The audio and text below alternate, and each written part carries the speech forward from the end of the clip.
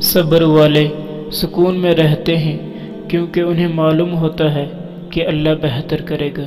کبھی کبھی یوں بھی ہوتا ہے کہ لوگوں سے ہاتھ جوڑ کر کہنا پڑتا ہے ہم بھی آپ کی طرح انسان ہیں اور جینا چاہتے ہیں، خدا را ہمیں جینے دے۔ زندگی جب کچھ دیتی ہے تو احسان نہیں کرتی اور جب کچھ لیتی ہے تو لحاظ نہیں کرتی۔ کیا ہوتی ہے تکلیف، کیا ہوتی ہے اذیت، کیا ہوتا ہے ٹوٹنا، وقت سمجھا دے گا تمہیں۔ جو انسان آپ کے احساس اور آپ کی زندگی میں اپنی ضرورت کو نہ سمجھتا ہو، نہ ہی وقت دیتا ہو، وہ رفتہ رفتہ آپ کی زندگی سے اپنی اہمیت اور اپنی جگہ کھو دیتا ہے ہمیشہ ہمیشہ کے لیے۔ اچھے رشتوں کو وعدوں اور شرطوں کی ضرورت نہیں ہوتی، اس کے لیے صرف دو لوگ ہی چاہیے جن میں سے ایک بھروسہ کر سکے اور دوسرا اسے سمجھ سکے۔ انسان جب زندگی کے امتحانوں سے گزر کر پتھر ہو جاتا ہے تو کوئی دل دکھا بھی دے تو برا نہیں لگتا۔ کچھ لوگوں سے نفرت نہیں ہوتی، بس ان کی کچھ باتیں سوچ سوچ کر ان کو محبت دینا مشکل ہو جاتا ہے۔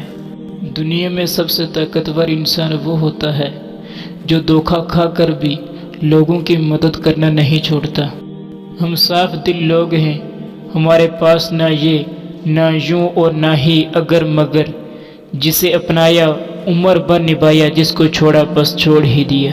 پتہ ہے تکلیف کیا ہے، کسی کو چاہنا پھر اسے کھو دینا اور خاموش ہو جانا۔ مسکرانا سیکھنا پڑتا ہے، رونا تو لوگ سکھاتے ہیں۔ محبت یا عزت کسی کو اتنی مت دو کہ وہ تمہاری قدر کرنا ہی بھول جائے۔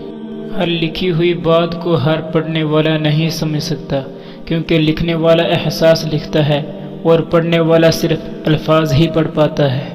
کبھی نہیں سنا تھا کہ انسان کو عاجزی لے ڈوبی، انسان کو ہمیشہ اس کا تکبر لے ڈوبا۔ جب مطلب نہ ہو تو لوگ بولنا تو دور دیکھنا بھی پسند نہیں کرتے۔